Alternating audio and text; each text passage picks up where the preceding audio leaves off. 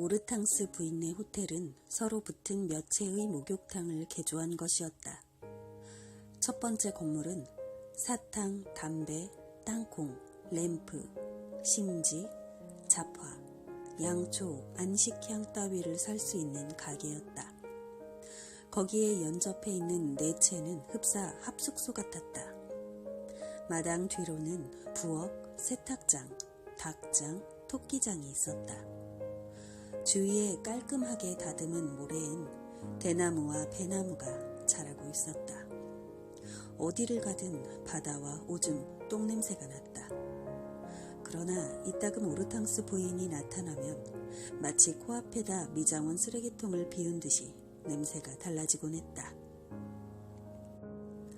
침대가 준비되자 우리는 거기 올라가 한 번 깨지도 않고 아침까지 잤다. 무슨 꿈을 꾸었는지 모르지만 나는 바다에 뛰어들어 말끔히 씻은 기분으로 가볍게 일어날 수 있었다. 일요일이고 인근 마을에서 오는 일꾼들은 월요일부터 일을 시작하게 되어 있어서 나는 운명이 나를 실어다 놓은 해변을 한 바퀴 돌아볼 여유가 있게 된 셈이었다. 내가 밖으로 나온 건 동이 트기도 전이었다. 동산을 지나고 해변을 따라가 그곳의 물과 대지와 대기를 사귀고 야생 식물을 만지다 보니 내 손바닥에는 오래지 않아 소금 냄새와 셀비어, 박하 향내가 났다. 언덕 위로 올라 사위를 내려다보았다. 화강암과 단단한 석회암의 풍경이 펼쳐졌다. 짙은 콩나무, 올리브나무, 무화과와 포도넝쿨도 시야에 들어왔다. 어두운 계곡으로는 오렌지나무 숲, 레몬나무와 모과나무가 보였으며 해변 가까이로는 채소밭도 보였다. 바다가 펼쳐지는 남쪽으로는 아프리카에서 달려온 듯한 파도가 크레타 섬의 해안을 물어뜯고 있었다. 가까이 있는 모래섬들은 막 솟아오르는 아침 햇살에 장밋빛으로 반짝거렸다. 내 마음의 크레타의 시골 풍경은 잘 다듬은 산문, 단정한 어순, 절도 있는 표현, 군더더기 수식을 피한 강력하고도 절제된 산문 같다는 생각이 들었다. 이런 산문은 필요한 모든 것을 극히 절제된 언어로 표현하는 법이다. 여기엔 경박한데도 자위적인 구석도 없다. 표현해야 할 것은 위험 있게 표현하지만 엄격한 행간에서는 의외의 감성과 애정을 느낄 수 있다. 계곡에서는 레몬나무와 오렌지나무가 대기를 향내로 물들였고 바다의 광막한 넓이에서는 무궁한 식구가 흘러나왔다. 크레타, 나는 나직이 불러보았다. 크레타. 내 가슴이 두근거리기 시작했다. 언덕을 내려와 물가로 갔다. 눈처럼 하얀 쇼를 두르고 노란 장화에 스커트를 걷어올린 처녀들이 제잘거리며 다가왔다. 산 너머 바다에 대조되어 하얗게 반짝이는 수녀원으로 미사를 드리러 가는 처녀들이었다. 걸음을 멈추었다. 나를 보자 처녀들의 웃음소리가 멎었다. 낯선 남자를 보는 그들의 표정은 불신으로 굳어졌다. 머리끝에서 발치까지 그들의 태도는 돌연 방어 자세를 취하여 손가락은 팽팽하게 단추를 채운 블라우스 섭을 짜증스럽게 움켜잡았다. 공포가 그들의 피 속에서 출렁거렸다. 수세기 동안 사라센인들로 이루어진 코르세르 해적은 이슬람 국가 정부의 승인 아래 이 아프리카에 면한 크레타 해안을 기습하여 기독교인들의 양과 여자와 아이들을 납치하지 않았던가. 해적들은 붉은 혁대로 전리품을 묶어 선창에 쳐넣고는 알제리, 알렉산드리아, 베이루트 등지에서 팔아넘겼다. 그 해변에서 물이 빠진 일이 없었으니 수세기 동안 크레타 여자들의 곡소리는 끊일 날이 없었을 터이다. 나는 다가오는 처녀들에게서 밀집 대형의 장벽을 이룬 방어망을 보았다. 옛날엔 어쩔 수 없었지만 불필요해진 지금도 반사적으로 튀어나오는 일종의 본능적인 방어 행위였다. 과거의 필요가 여전히 그들의 행동 리듬을 지배하고 있는 것이었다. 처녀들이 내 앞을 지날 때 나는 재빨리 길을 비켜주며 웃어주었다. 그러자 처녀들은 그 턱없는 공포는 수백 년 전의 일이며 지금은 다른 시대에 살고 있음을 깨달은 듯한 표정으로 밀집 대형을 풀고는 상냥하게 인사까지 하고 지나갔다. 마침 수녀원의 종소리가 들려 주위를 즐거운 소리로 가득 차게 했다. 해가 오른 하늘은 맑았다. 나는 암초 사이에 앉은 갈매기처럼 바위 틈에 앉아 오래 바다를 응시했다. 내 육신은 기운이 넘쳐 내 말을 순종했다. 마음은 파도를 응시하다 한 줄기 파도가 되어 순순히 바다의 율동으로 잦아들었다. 이윽고 내 가슴도 부풀어 오르기 시작했다. 희미하긴 했지만 호소하는 듯한 소리가 내 내부에서 일어났다. 나는 누가 나를 부르고 있는지 알 것 같았다. 그 소리는 무서운 예감과 공포를 이기지 못하고 내가 혼자 있을 때면 어김없이 나에게 호소하고는 했다. 나는 서둘러 내 길동무 단테를 폈다. 그 무서운 소리를 듣지 않기 위해서였다. 페이지를 뒤적이며 여기서 한 행, 저기서 3행 연구 하나씩 읽다가 한 연을 통째로 외워보려고도 했다. 불타고 있는 구절에서 저주받은 자들이 절규하여 일어나기도 했다. 암벽의 중간쯤에서 망령들은 험준한 벼랑을 미친 듯이 오르고 있다. 올라갈 길은 멀었지만 축복받은 영혼은 에메랄드빛 벌판을 반짝이는 반딧불처럼 움직였다. 나는 이 운명의 집을 가장 높은 곳에서부터 가장 낮은 데까지 방황했다. 나는 천당과 지옥과 연옥을 내 집인 양 드나들었다. 시를 읽으면서 나는 괴로워했고 지복을 기다렸고 지복을 맛보았으며 무아지경에 빠져들기도 했다. 그러다 갑자기 단테를 덮고는 바다를 바라보았다. 갈매기 한 마리가 물에다 가슴을 대고 출렁거리며 파도에 송두리째 몸을 맡기는 즐거움을 맛보고 있었다. 햇빛에 그을린 맨발의 젊은이는 물가로 나와 사랑의 노래를 불렀다. 목소리가 수평아리처럼 쉬어가는 것으로 보아 젊은이는 제가 부르는 노래의 아픔을 알고 있는 모양이었다. 수백 년 동안 단테의 시편은 시인의 조국에서 애송되어 왔다. 사랑의 노래가 소년 소녀에게 사랑을 준비하게 만드는 것처럼 이 뜨거운 피렌체 사람의 식구는 이탈리아 젊은이들로 하여금 자유의 날을 예비하게 했다. 대를 이어 사람들은 시인의 혼으로 대화를 나누었고 마침내 노예 생활을 자유로 바꾸는 것이었다. 뒤에서 웃음소리가 들렸다.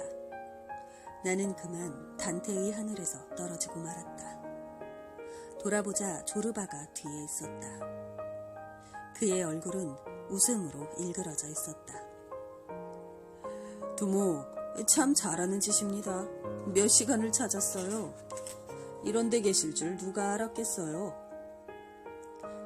내가 아무 대꾸도 않자 그가 말을 계속했다. 정오가 지났어요. 닭 요리를 하고 있는데 이러다 아주 다 바스러지고 말겠어요. 몰라서 이러고 있어요? 알지요. 하지만 난 별로 시장하지 않아요. 조르바가 자기 넓적다리를 탁 치더니 갑자기 떠들어대기 시작했다. 시장하지 않으시다. 하지만 아침부터 아무것도 안 들지 않았어요? 육체에는 영혼이란 게 있습니다. 그걸 가엾게 여겨야죠. 두목, 육체에 먹을 걸 좀 줘요. 뭘 좀 먹이셔야지. 아시겠어요? 육체란 짐을 진 짐승과 같아요. 육체를 먹이지 않으면 언젠가는 길바닥에다 영혼을 팽개치고 말 거라고요. 나는 당시 육신의 쾌락을 업신여기고 있었다. 가능하면 먹어도 부끄러운 짓이라도 하는 것처럼 은밀하게 먹어치웠다. 그러나 조르바가 더 이상 물고 늘어지지 못하도록 이렇게 말했다. 좋소, 가면 될 거 아니오. 우리는 마을 쪽으로 향했다. 바위 사이에서 보내던 시간은 연인과 지낸 달콤한 시간처럼 번개같이 지나가 버리고 만 것이었다. 갈탄 생각을 하셨어요? 조르바가 다소 머뭇거리는 투로 물었다. 그것밖에 생각할 게 뭐 있어요? 내가 웃으며 반문했다. 내일 일이 시작됩니다. 계산을 좀 뽑아볼 필요가 있었지요. 그래, 계산해보니까 어떻습니까? 근심스러운 얼굴을 하고 그가 물었다. 석 달 후부터는 하루에 10톤을 캐야 비용을 메울 수 있겠어요. 조르바가 다시 나를 바라보았다. 이번에는 좀 걱정스러워하는 얼굴이었다. 잠시 후에 그가 입을 열었다. 젠장, 계산하는데 뭐하러 바닷가로 내려와요? 두목, 이렇게 물어서 미안합니다만 나로서는 이해가 가지 않아요. 나는 계산 같은 걸로 씨름할 때면 땅속 구멍이라도 기어 들어가고 싶은 심정이 된답니다. 그러니 뭐가 보일 리 없지. 고개를 들고 바다를 보거나 나무를 보거나 여자를 늙은 것이라도 말입니다. 보면 그때까지 하던 계산이나 숫자가 바람결에 날아가지 않으면 그게 우습죠. 날개를 달고 날아가 버리면 나는 또 쫓아가야 하지요. 하지만 그건 잘못이지요, 조르바. 정신을 집중시키지 않으니까 매사가 그 모양이 되는 거지요. 내가 그를 놀렸다. 두목 말씀이 옳은지도 모르지. 모든 건 생각하기 나름이거든요. 현명한 솔로몬 대왕도 어쩌지 못한 경우가 봅시다. 어느 날 나는 조그만 마을로 갔습니다. 갔더니 90을 넘긴 듯한 할아버지 한 분이 바삐 아몬드 나무를 심고 있더군요. 그래서 내가 물었지요. 아니, 할아버지, 아몬드 나무를 심고 계시잖아요. 그랬더니 허리가 꼬부라진 이 할아버지가 고개를 돌리며 오냐, 나는 죽지 않을 것 같은 기분이란다. 내가 대꾸했죠. 저는 제가 금방이라도 죽을 것처럼 살고 있군요. 자, 누가 맞을까요, 두목? 그는 의기양양한 표정으로 나를 바라보며 말했다. 어째 꼼짝 못하시겠지? 나는 아무 대꾸도 하지 않았다. 두 갈래의 똑같이 험하고 가파른 길이 같은 봉우리에 이를 수도 있었다. 죽음이 존재하지 않는 듯이 사는 거나 금방 죽을 것 같은 기분으로 사는 것은 어쩌면 똑같은 것인지도 모른다고 나는 생각해왔다. 그러나 조르바가 물었을 때 나는 대답하지 못했다. 이번에는 조르바가 나를 놀렸다.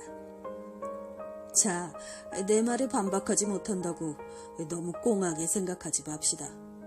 우리 딴 이야기 합시다. 지금 나는 닭고기와 계피 뿌린 육반을 생각하고 있어요. 내 머릿속은 갓 쪄낸 육반처럼 김이 무럭무럭 납니다. 먼저 먹읍시다. 먼저 배를 채워놓고 그 다음에 생각해 봅시다. 모든 게 때가 있는 법이지요. 지금 우리 앞에 있는 건 육반입니다. 우리 마음이 육반이 되게 해야 합니다. 내일이면 갈탄광이 우리 앞에 있을 것입니다. 그때 우리 마음은 갈탄광이 되어야 합니다. 어정쩡하다 보면 아무 짓도 못하지요. 우리는 마을로 들어갔다. 여인네들이 문 앞에 앉아 남의 흉을 보고 있었다. 지팡이를 짚고 선 노인네들은 아무 말도 하지 않았다. 석류가 주렁주렁 달린 석류나무 아래엔 몸집이 조그맣고 주름투성이인 노파가 손자의 이를 잡아주고 있었다. 카페 앞에는 표정이 엄숙한 메부리코 영감이 서 있었다. 풍채에 위엄이 있었다. 그가 우리에게 갈탄광을 전세 내어준 마을 장로 마브란돈이었다. 그는 전날 밤 오르탕스 부인의 여인숙으로 우리를 데리러 왔던 사람이었다. 전날 그가 한 말이 걸작이었다. 이 마을에는 사람이 없는 것처럼 오르탕스 부인의 여인숙에 묵다니 참 우리로선 창피한 일입니다. 그는 근엄했고 마을 지도자답게 자기 말의 무게를 가늠할 줄도 알았다. 그러나 우리는 그의 제안을 거절했다. 속은 좀 상한 모양이었으나 우기지는 않았다. 나도 할 만큼은 한 셈이요. 두 분 마음대로 하시오. 그가 이런 말을 남기고 떠났던 것이다. 잠시 후 그는 사람을 시켜 치즈 2덩어리, 석류 1바구니, 건포도와 무화과 1항아리, 락키술 1병을 보내주었다. 나귀에서 짐을 내리면서 하인이 말했다. 마브란도니님께서 보내셨습니다. 어른께서는 얼마 되진 않지만 정성이라도 받아주시라고 하셨습니다. 우리는 다시 그를 만나 진심으로 감사의 뜻을 전했다. 재미 많이 보십시오. 그는 이렇게 말하며 손을 가슴에다 얹었다. 그러고는 입을 다물어 버렸다. 말수가 적은 사람이군. 쑥맥이라서 그런가? 조르바가 중얼거렸다. 자존심이 강한 사람 같습니다. 마음에 드는데요. 내가 대꾸했다. 우리는 여인숙에 이르렀다. 조르바의 코는 신이 나는 듯 벌름거렸다. 오르탕스 부인은 문간에서 우리를 보고는 뭐라고 소리를 지르면서 부엌으로 뛰어들어갔다. 조르바는 식탁을 뜰로 들고 나와 잎이 다 떨어진 포도나무 밑에다 놓았다. 그는 이어서 빵을 두껍게 썰어 놓고는 포도주를 가져다 상을 보았다. 이윽고 그는 장난꾸러기 같은 얼굴로 나를 바라보며 식탁을 가리켰다. 3인분을 차려놓은 것이었다. 무슨 뜻인지 아시겠어요, 두목? 그가 속삭였다. 알고 말고요. 이런 늙은 주책바가지. 내가 응수했다. 늙은 닭으로 끓여야 가장 맛있는 스튜가 되는 법입니다. 그가 입술을 핥으며 입맛을 다셨다. 그러고는 말을 이었다. 두목도 한 수 배우쇼. 그는 잽싸게 움직였다. 손가락에 불이라도 붙은 것 같았다. 그러면서도 연방 흘러간 연가를 흥얼거렸다. 두목, 산다는 게 이런 것 아닙니까요? 맛있게 먹다 보면 늙은 암탉이 수작을 걸어올 테죠.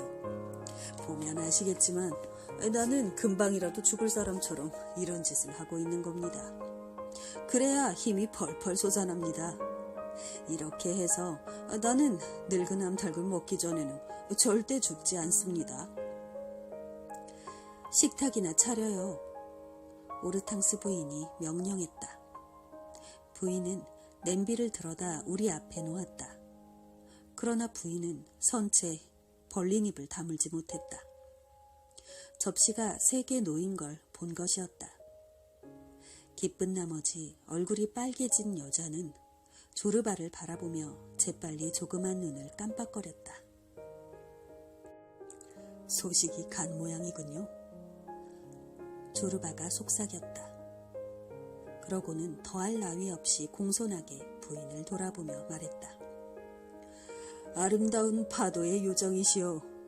우리는 난파당했고 바다는 우리를 당신의 영토로 밀고 왔습니다. 세이렌이여, 식사를 함께 나누는 영광을 허락하소서. 퇴물 카바레 가수는 팔을 잔뜩 벌렸다가는 우리들을 한꺼번에 안아버릴 듯이 다시 오므렸다. 그러고는 우아하게 몸을 한 차례 흔들고는 조르바를 건드리고 나를 건드리고는 자기 방으로 뛰어들어갔다. 얼마 되지 않아 부인은 성장을 하고 매력을 과시하며 다시 나타났다. 달아빠진 노란 브레이드가 장식된 낡았지만 아직은 빛나는 벨벳 드레스였다. 벌어진 보디스는 그대로 놔두고 거기에다 활짝 핀 장미 조화 한 송이를 꽂고 있었다.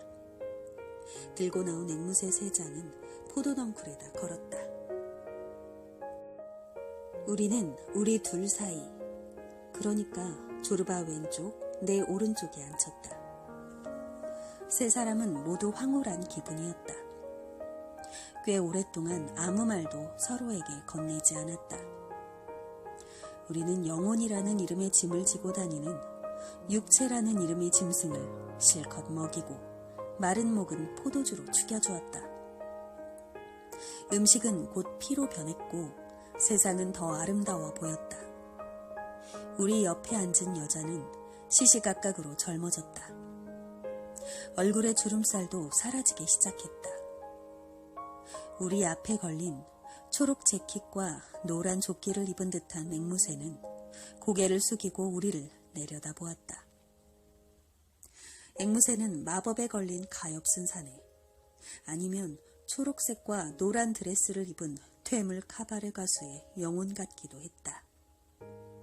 우리 머리 위에 포도넝쿨에는 언제부터 그랬는지 시커먼 포도송이가 주렁주렁 매달려 있었다.